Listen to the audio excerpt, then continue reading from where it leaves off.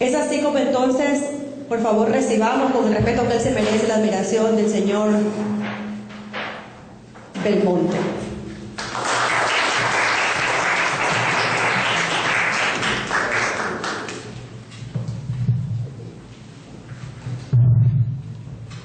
Debo agradecer primeramente el privilegio que es para mí que me permitan exponer ante ustedes. Como bien saben, y dijo la presentadora, mi nombre es Francisco Belmonte, más que Dios para el descanso, pero esta noche he estado aquí porque la importancia que revisten los actuales momentos, no solo en el Ecuador, sino en Latinoamérica, necesitan urgentemente de la participación de ciudadanos comprometidos con la democracia, comprometidos con la libertad, comprometidos con los derechos del ser humano, aquellos que se están violando en Venezuela, aquellos derechos humanos que se están violando en el Ecuador, en Nicaragua y en todos aquellos países donde el famoso cuento del socialismo del siglo XXI, cuyos gobernantes la mayoría pertenecen al ALBA, están viviendo cruciales momentos que necesitan de urgente reparación. Como dijo Elcita Santos al inicio, ya viene esa corriente libertaria de todas esas dictaduras, que ha caminado primero en Argentina con el éxito de un pueblo cansado de lo mismo, de todos esos cuentos socialistas, de la corrupción, del abuso, de la prepotencia, de la ilegalidad, de la farsa.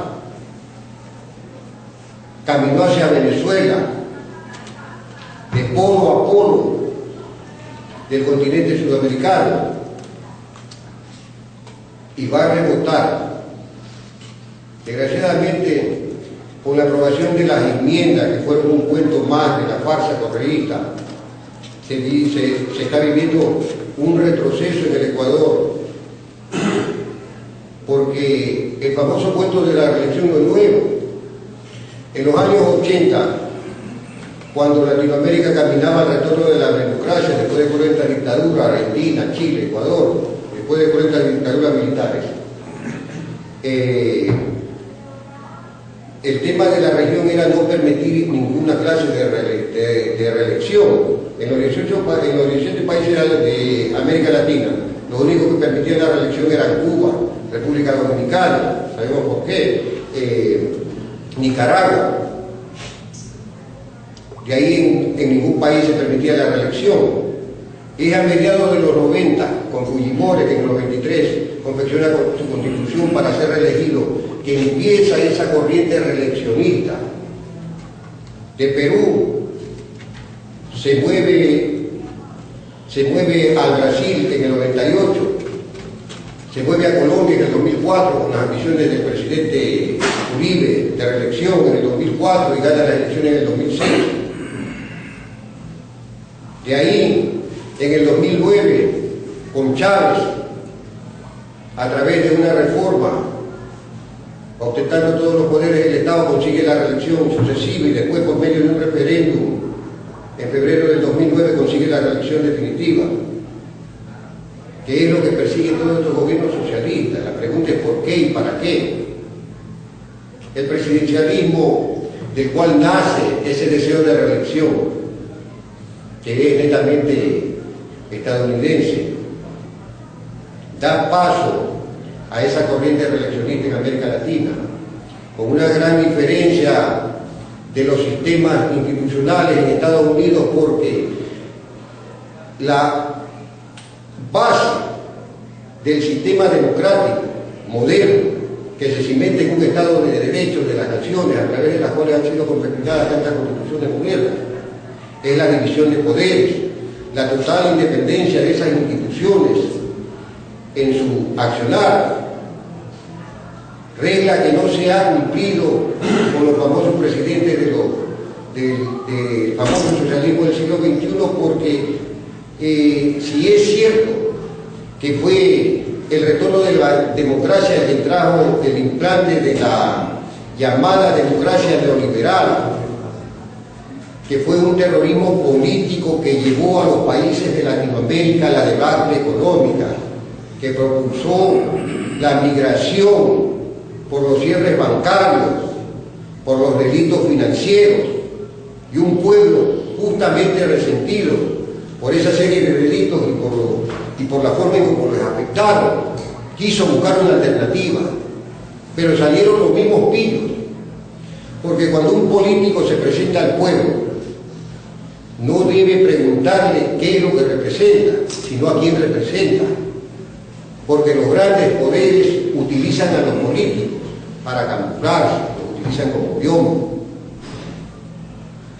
Y es así como, por el justo resentimiento de los pueblos latinoamericanos cansados de esa política de derecha neoliberal, porque fue esa política la que ha confeccionado a relaciones como Chávez, a relaciones como Maduro, como Correa, como Evo Morales, como Ortega en Nicaragua, como Kirchner, como la esposa Fernández. No vinieron de la noche a la mañana, como quiere decir, porque ahorita hay una oposición entre la derecha y la izquierda, cuando son los mismos, y el pueblo en medio, derramando su sangre, derramando su sudor y sus lágrimas. No vinieron así porque aparecieron, vinieron de un justo resentimiento, porque los pueblos latinoamericanos estaban cansados de tanto abuso, de tanto piratería y terrorismo económico implantado por esa democracia neoliberal, por las políticas económicas neoliberales. Entonces inventaron un cuento aparentemente de izquierda, una izquierda socialista, basada en la teoría, en el libro, en la obra del alemán Dietrich, un chiflado, profesor de la Universidad de México, un chiflado, porque si va a Alemania a querer implantar eso, lo mata, pero tenía que venir a Latinoamérica, abusado de los piratas políticos y de la ignorancia del pueblo,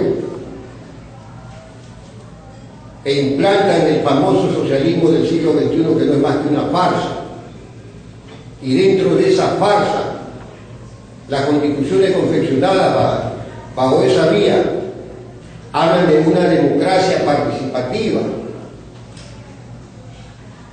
¿Participativa de qué? La democracia nace en Grecia, donde nacen las ciudades-estado, y el concepto griego de democracia se refiere al gobierno emanado del pueblo, salido del pueblo, ejercido por el pueblo y para beneficio del pueblo, gobierno del pueblo, por el pueblo y para el pueblo. La finta de democracia en el mundo jamás ha cumplido eso, incluyendo a los Estados Unidos, pero no se puede pretender una democracia perfecta de acuerdo a su concepto, por lo menos un acercamiento que asegure al ciudadano común una verdadera democracia participativa. La reelección indefinida se da, como decía, a mediados de los 90, Fujimori cambia la Constitución en el 93 para ser reelegido.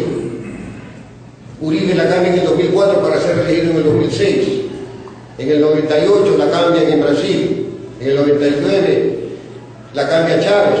En el 2009 logra la reelección indefinida por medio de un referéndum. Y aquí cabe la pregunta, ¿por qué el pueblo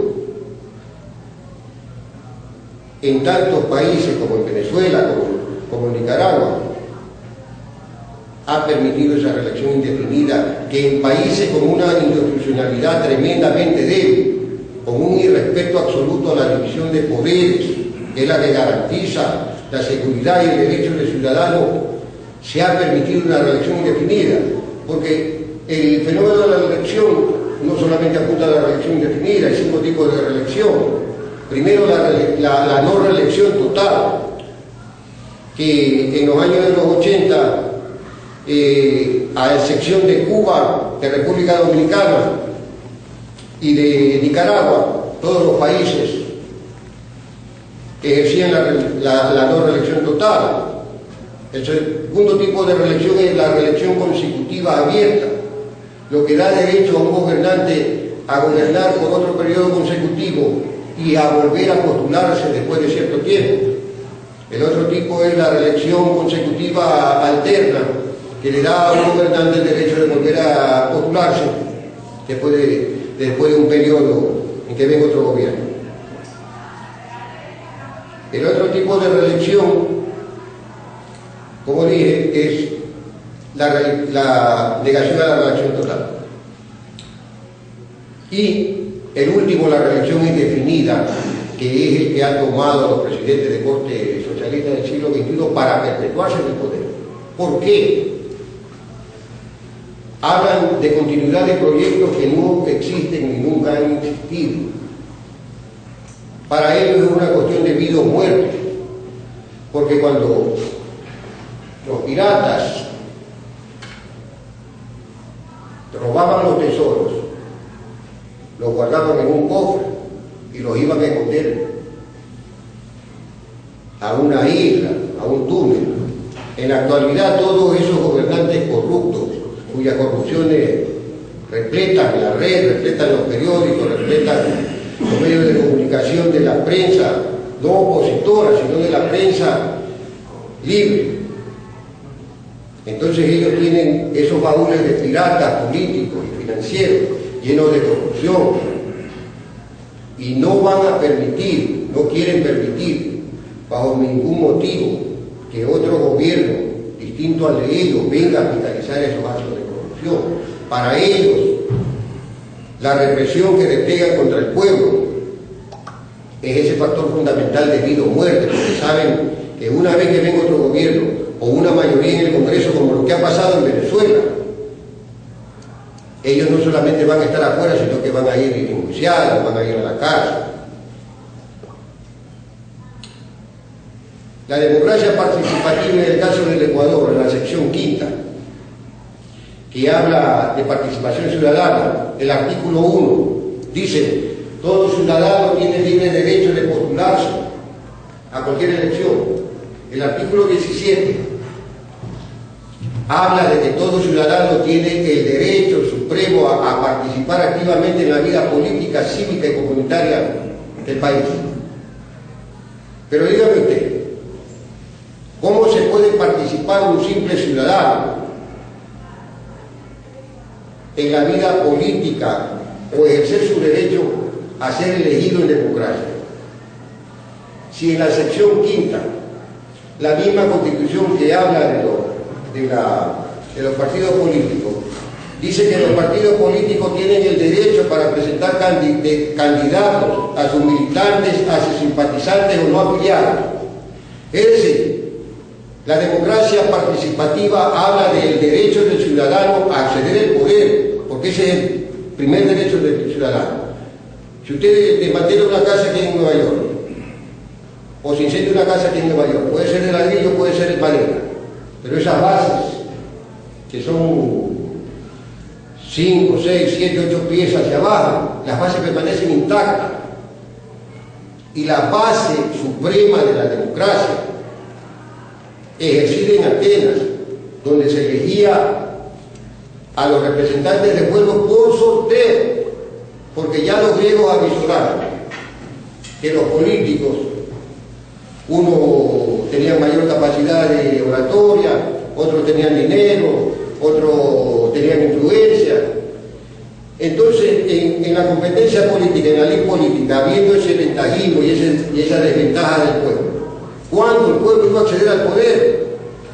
Entonces, salomónicamente resolvieron que vamos a elegir los representantes del pueblo a través de un sorteo, como una lotería. Entonces, un simple, más o menos como lo que pasa aquí en los Estados Unidos cuando eligen un jurado para un proceso judicial.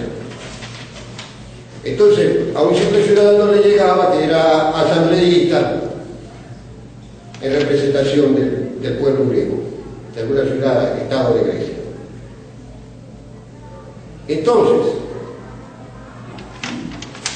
¿de qué democracia participativa, de qué participación ciudadana podemos hablar en cualquiera de las constituciones, incluido el Ecuador, si se le niega al ciudadano esa base elemental de la democracia, que ha cimentado la democracia, de llegar a ejercer al poder? Una contradicción en la Constitución ecuatoriana, que es una constitución rígida, Constitución rígida quiere decir, hay distintas clases de constituciones. Una constitución rígida quiere decir que no permite alteración solamente a través de una consulta popular o de un plebiscito, ni siquiera un referéndum, peor enmienda, como lo que hizo Ortega. Ortega, para reelegirse por tercera vez en Nicaragua, a través de la Corte Suprema, logra violar el artículo 147 de la Constitución nicaragüense a través de una enmienda y le permite reelegirse en el 2011. Ahora, en este año, de nuevo el Congreso y el Tribunal Constitucional le permiten la reelección indefinida.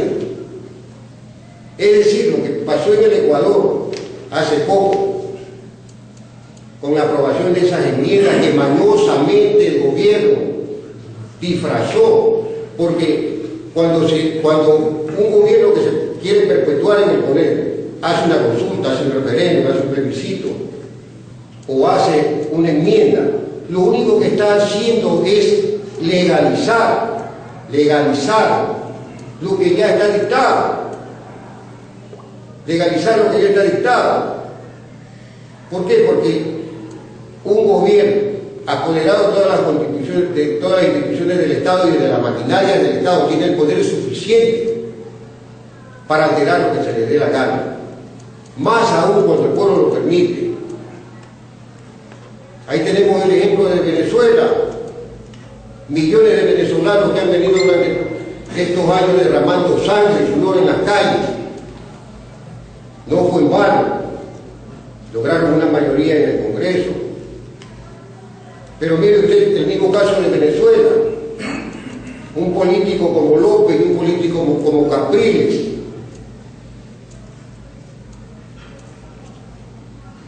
precisamente porque esas constituciones no permiten la verdadera democracia participativa, que un simple ciudadano que representa a su comunidad y trabaja por su comunidad se postule independientemente por sí solo y opte por ejercer el poder con derechos ciudadanos, de participación ciudadana.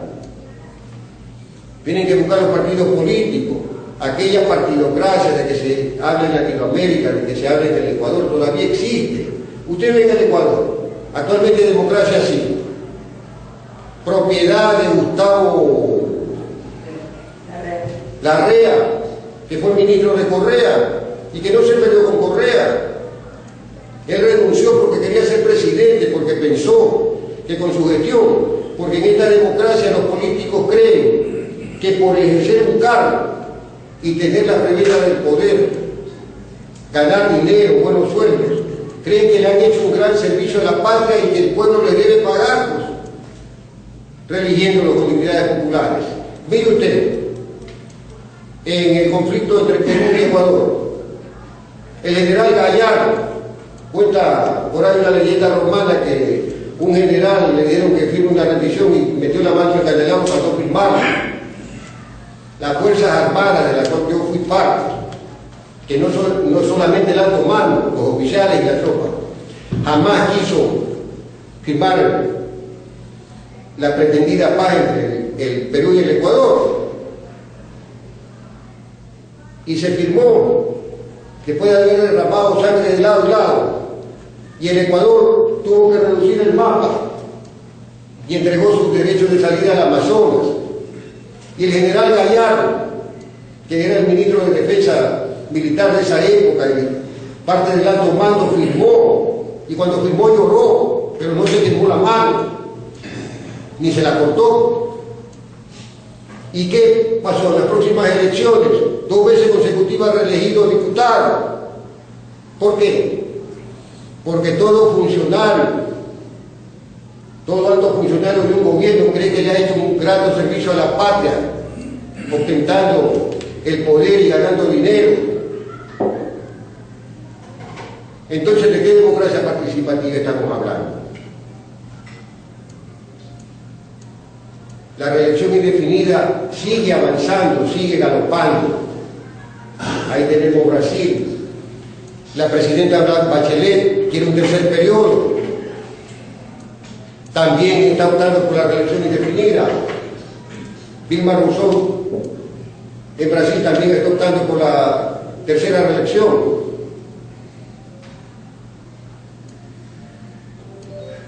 Y el problema no es solo la reelección, y peor la reelección indefinida. El problema básico está en esa democracia participativa que es un derecho escrito y reconocido en cada una de las constituciones. Y que se desconoce cuando uno de estos gobernantes que dominan todas las funciones del Estado pretende perpetuarse en el poder. En Nicaragua, en el 2010, Ortega, con la venia de la Corte Suprema, volvió a reelegirse. Ahora en el 2014 tiene reelección indefinida. Ecuador, reelección indefinida, gracias a otra fase de la Operación Colchón, porque la Operación Colchón no es que recién la aplican en Ecuador. En Venezuela le llamaron Operación Colchón, desde que entró el régimen de Chávez, porque si usted revisa, y aquí tengo que hacer un paréntesis, cuando el movimiento femenino, que tiene excelentes lideresas, excelentes representantes, pero que no tienen el derecho de representar a su movimiento, a sus comunidades. ¿Por qué? Por la Operación Colchón. En Venezuela se le llamó la Operación Colchón, porque vaya usted a ver las candidatas, eran amantes de un hombre fuerte del gobierno, eran amigas de la amante, etcétera, etcétera. Y ya en Ecuador se dio eso, como les decían los cubanos, la Operación Colita, porque había una canción de los cubanos que decía: yo tengo una perrita que tiene una bella colita, que con la colita suma, resta, multiplica y divide. Eso es lo que hacen las representantes de estos gobiernos socialistas que no representan al pueblo.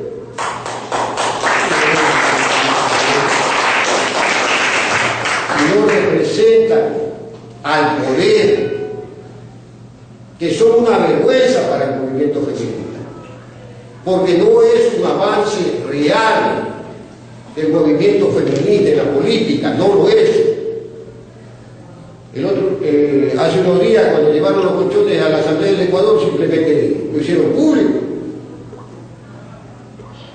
Y la Operación Colita siempre ha sido, porque hay perros que ponen bien la cola y que los tiran ahí con alguna función o alguna candidatura para que sumen, resten, multiplican y dividen.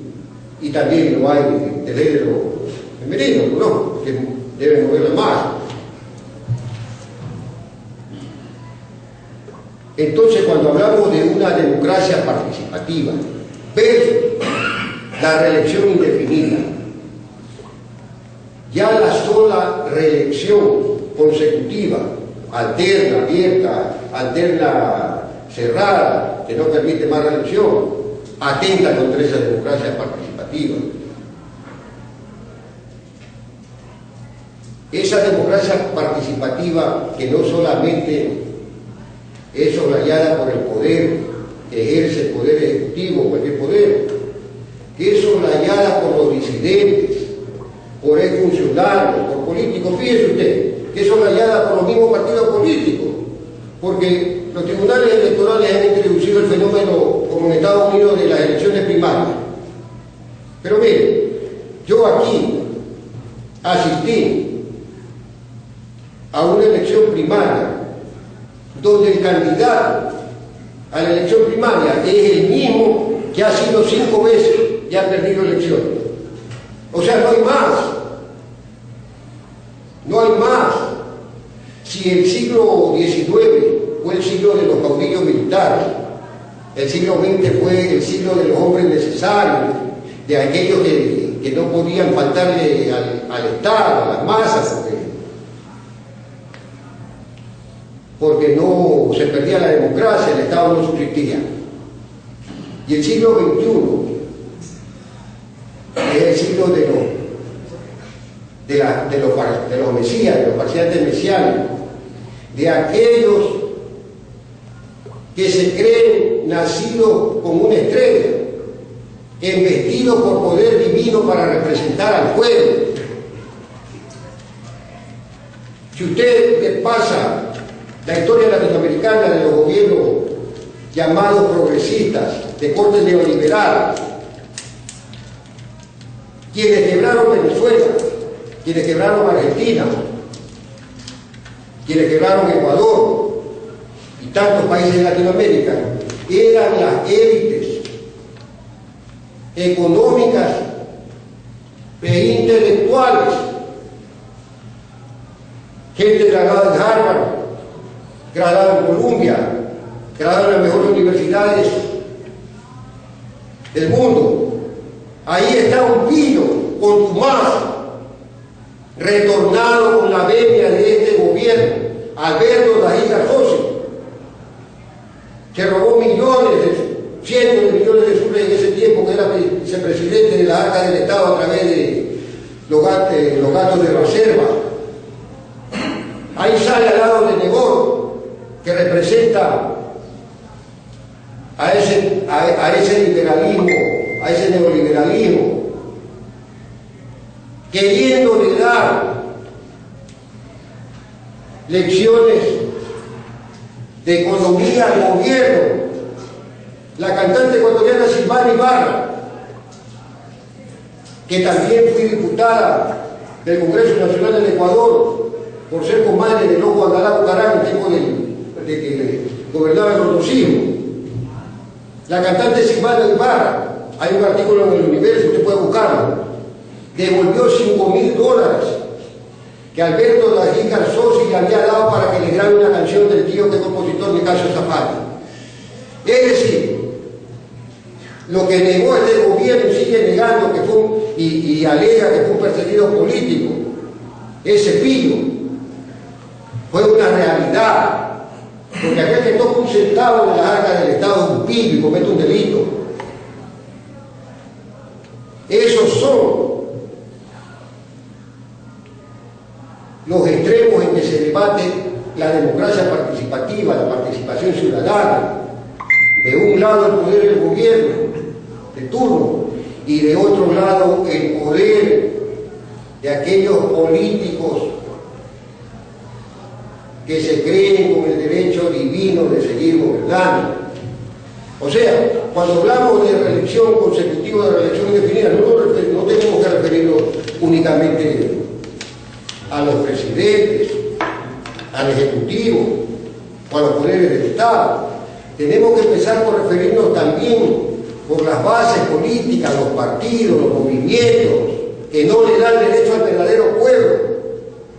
Miren, hay artículos de la misma gente de Alianza País, que representantes comunitarios de comunas en la sierra, de comunas en la costa, jamás se lo tomó en cuenta porque lo suplantaron por recomendados del rey, supuestamente para la continuación de un proyecto. ¿De cuál proyecto? De un proyecto de robo, de abuso, de tiranía, de ilegalidad, de corrupción. De ahí la importancia de que el simple ciudadano entienda que debe luchar por el derecho efectivo que está plasmado ya en las constituciones a acceder al poder.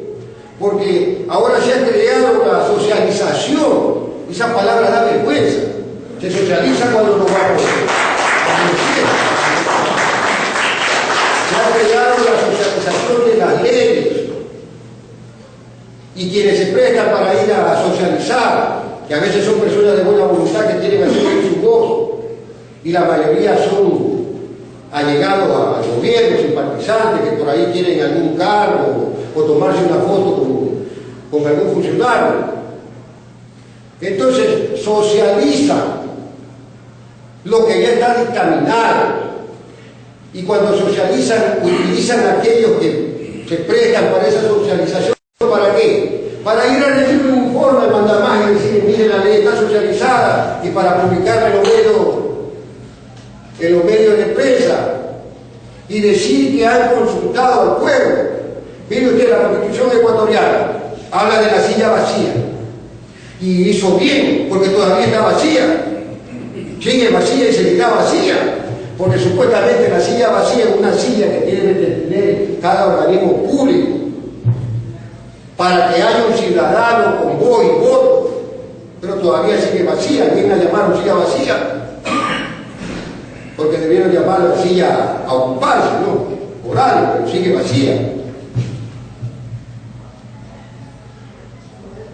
Entonces estamos hablando, usted ve que los políticos de oposición hablaban de una consulta popular en contra de las enmiendas, pero jamás hablaron que se incluya en esa consulta popular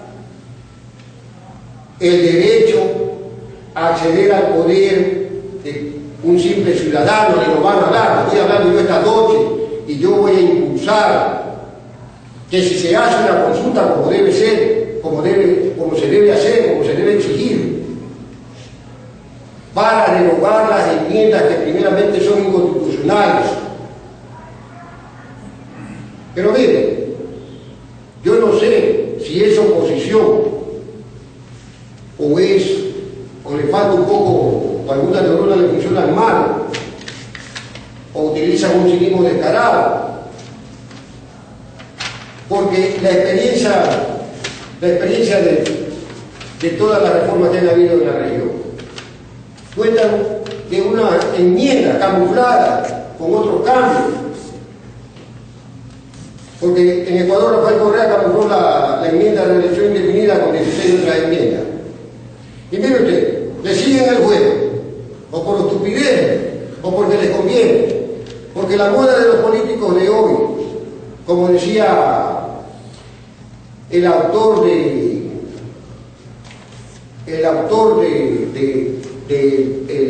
sistema que ha seguido la democracia liberal, John Paul Rousseau, arribistas que se trepan en las espaldas del pueblo para acceder al poder. Le siguen el juego al gobierno con las enmiendas. Los militares van a hacer una demanda constitucional por un lado, los que se sienten a los trabajadores por otro lado. Es decir, hay 16 demandas constitucionales, cuando debe haber solamente una que es pedir la derogación de esas enmiendas por inconstitucionales.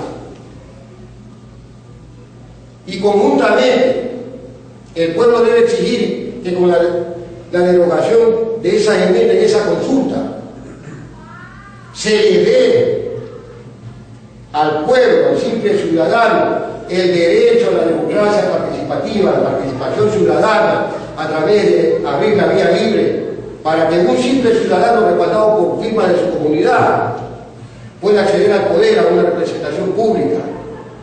Mientras no haya eso, no solo en Ecuador, sino en toda Latinoamérica o en el mundo, no va a haber ninguna democracia participativa.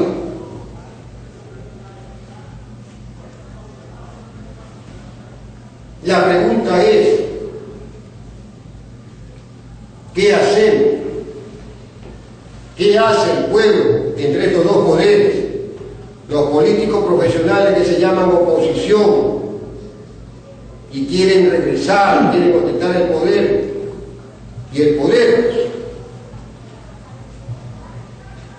Porque eso es lo que el pueblo no se da cuenta.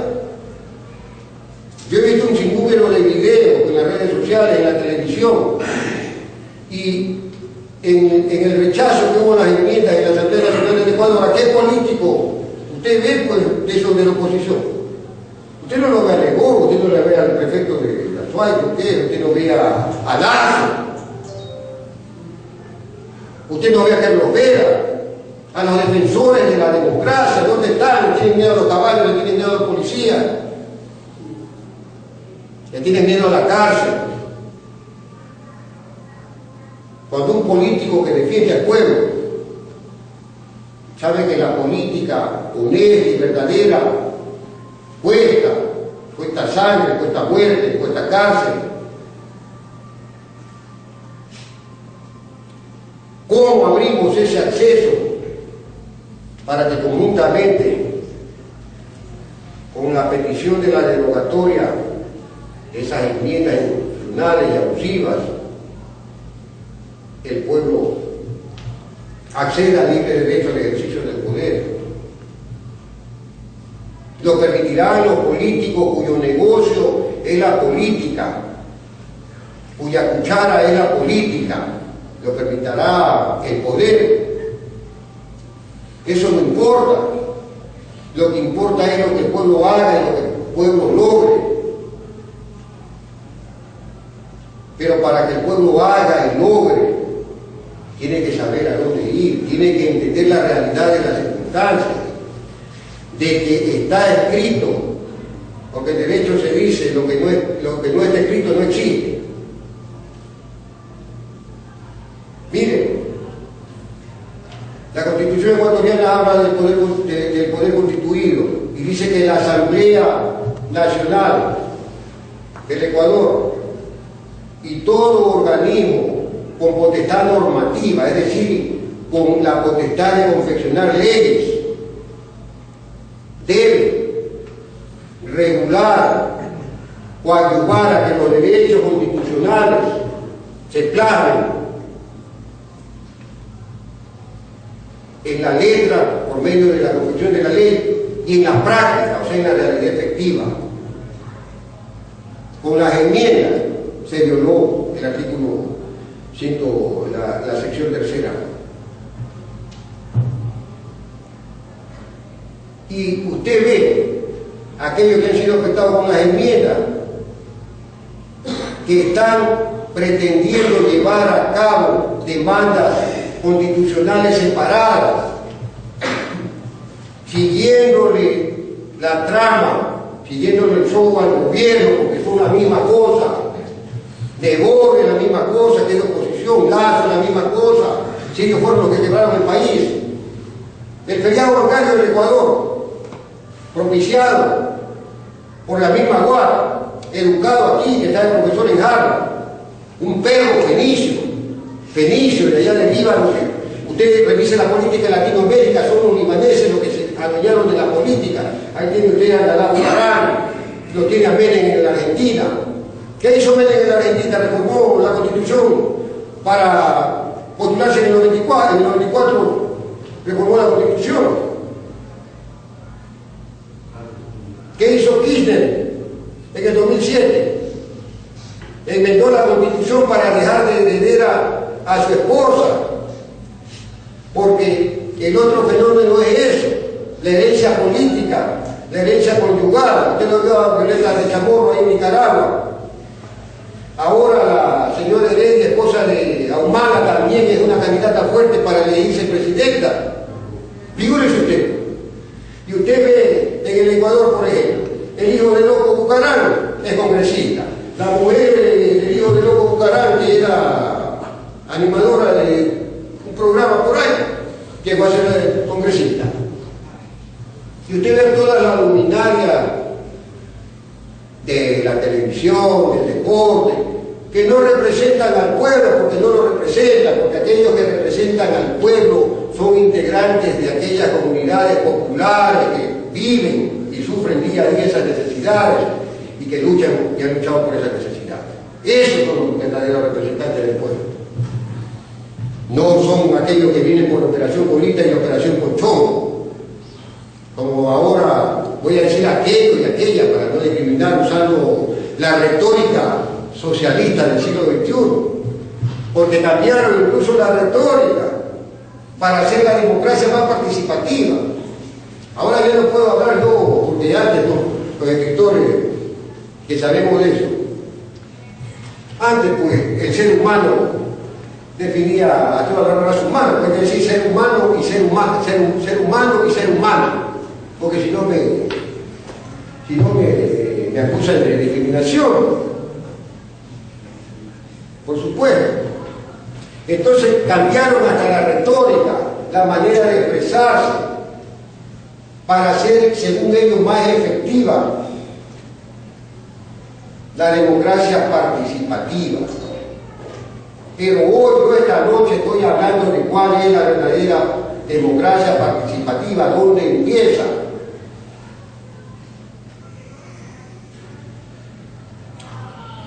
¿Dónde empieza y a dónde tiene que llegar? Si los pueblos latinoamericanos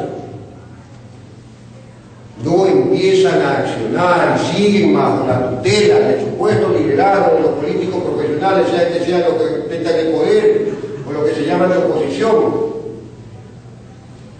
ese derecho inalienable plasmado en las constituciones de todos los países jamás se va a llegar a ejercer.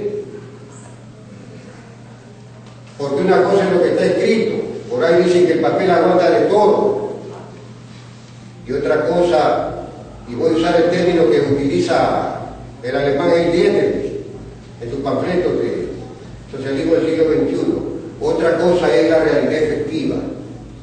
Pregúntese usted, ¿dónde está sucediendo esa realidad efectiva que le da el derecho elemental de una verdadera democracia al simple ciudadano para que acceda al poder? Y las cosas solamente van a cambiar para los que soñamos que va a haber un mundo mejor y que va a haber una democracia más equitativa. Solamente cuando la democracia se dé desde ese principio que dice que la democracia es el gobierno surgido del pueblo, ejercido por el pueblo en la parte central y a beneficio del pueblo. No le quito más tiempo, gracias.